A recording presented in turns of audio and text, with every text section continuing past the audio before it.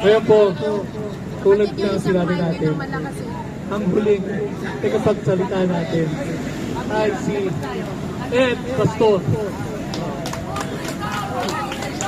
ng Good Wisdom for All Nations. Ang Ed, Okay na sila dyan, okay na sila. Papuntahin nga dito, puro ka. ano? Ano masusuporta niyo puro okay? Doon sa Magandang hapon po mga kababayan ko. Doon sa Taglera. Sa likod pala. Marahil sa huling pananalita na inyong maririnig ngayong hapong ito, pasintabi po sa mga dumadaang sasakyan at sa ating mga butihing nagbabantay ng kalsadang ito at ang ating kapulisan. Mahal namin kayo. Narito kami para magdala ng mabuting balita at kami po ay nabibilang sa Good Wisdom for All Nations Incorporated. Hindi ko sana naisabihin ito, pero mas mainam po bago mangyari ang isang pangyayari sa bansang ito, marinig nyo ito. May pwersa na kami na ginawa noon upang iparamdam kay Fidel P. Ramos. Tinanggihan niya ang biyayang ito. Kaya umabot tayo sa COVID-19. Ngayon, kapag ito tinanggihan pa, sino man sa dalawang nagbubunong braso, tandaan ninyo,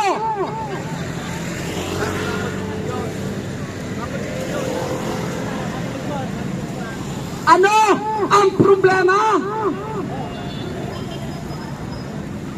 Nagkaroon tayo ng kasunduan sa saligang batas na ito ang dapat mamayani sa ating lahat sa puso't isipan. Hindi ang ating mga kaisipang haka-haka palapalagay. Kami ay nagsasalita rito na may dalang lunas. Alam ba ninyo yan? Magtipon man kayo sa EDSA, punuin nyo man ang kalsada ng Israel ng Robinson. That's all. Nothing. Why? Kasi hindi nyo naintindihan kung ano ang konstitusyon.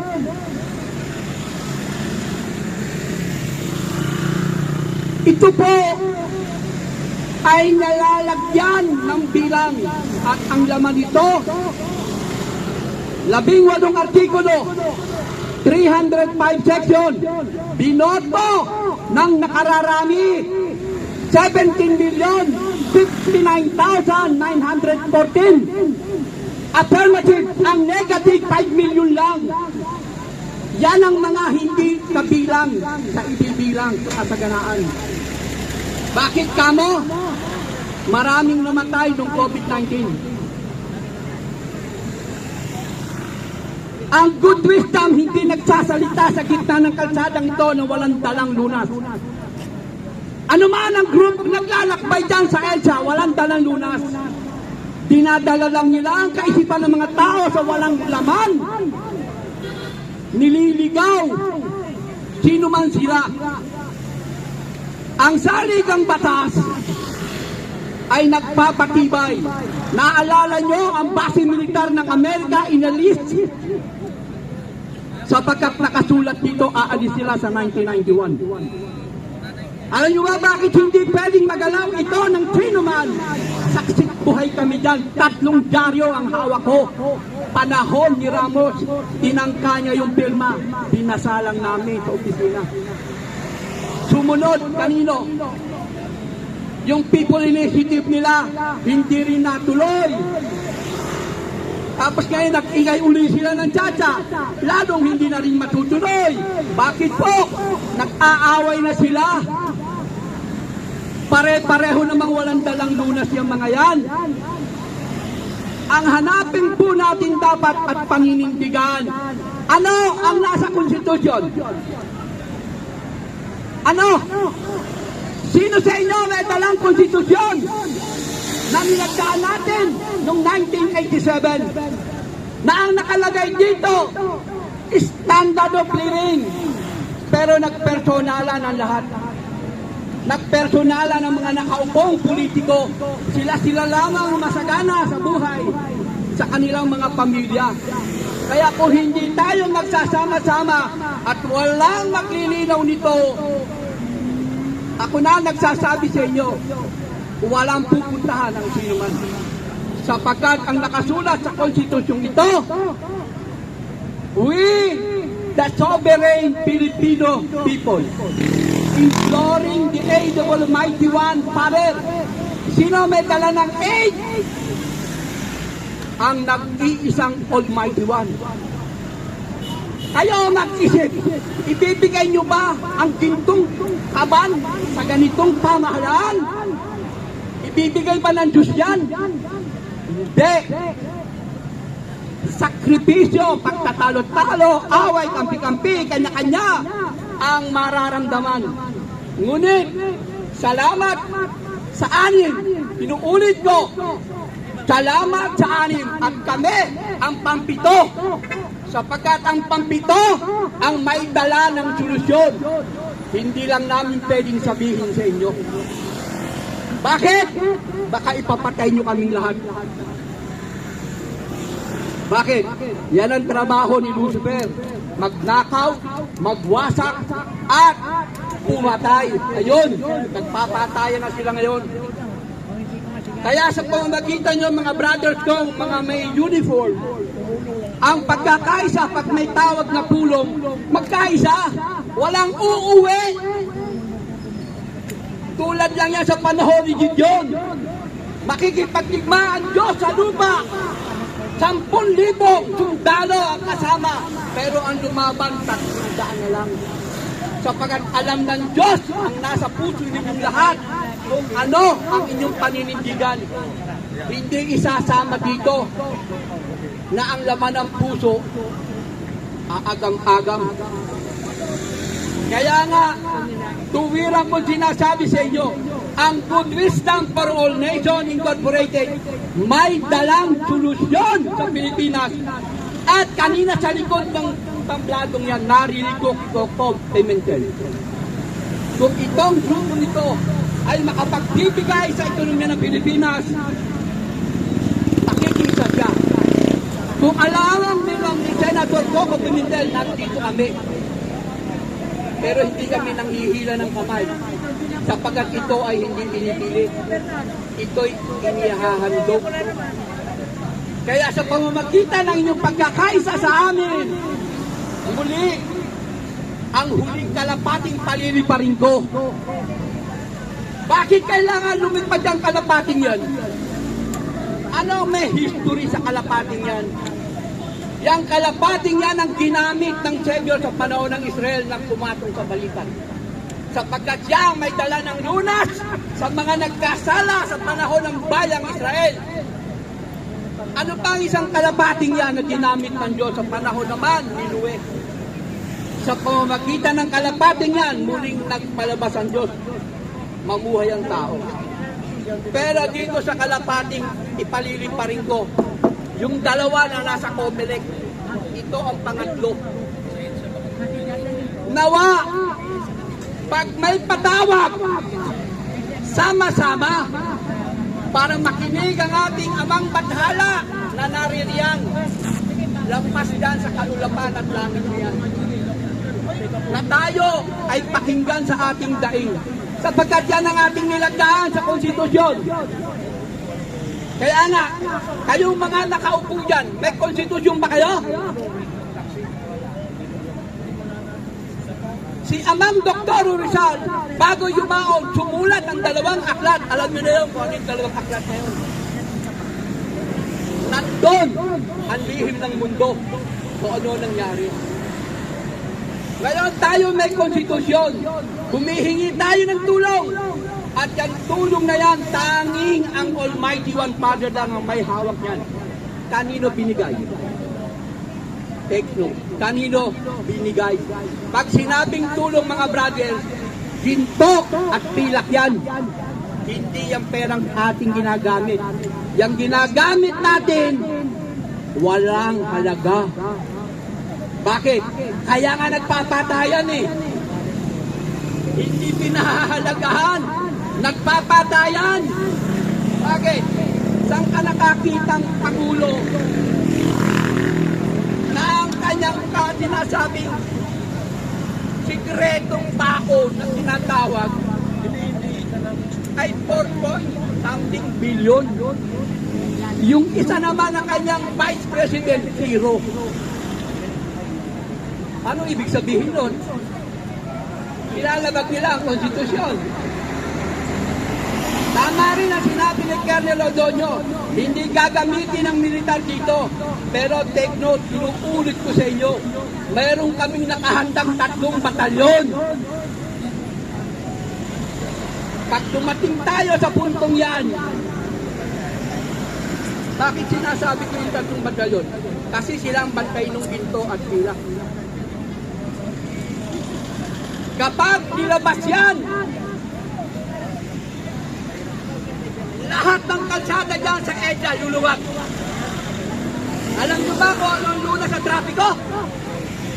Itanong nyo kay Sara kung alam niya ang luna sa trapiko. Alam nyo ba kung ano ang luna sa baha? Itanong nyo sa kanila kung paano mawawala ang baha. Dalawa lang yan. Tuwira kong sinasabi sa inyo, kapag ang Good Wisdom for All Nations umalagwa na, wala nang baha ang buong Pilipinas. Bakit? Sa Diyos yan eh. Sa Diyos po yan. Ang Diyos lang ang nagpadubog sa baha sa panahon ni Noe. Ngayon, naintindihan nyo po ang ibig kong sabihin mga kapatid. Kaya ang Good Wisdom for All Nations may dalang lunas. Ayon sa ating kasunduan, hindi ayon sa ating mga palagay. Ayon dito. 17 million tayo, nasan yan? Ano ang hinihingi sa batas para matapos ang mga dynasties na yan? Saan ka nakakita? Nakasulat na, bulag pa sila hanggang ngayon. 37 years na ang batas na to. Wala pa rin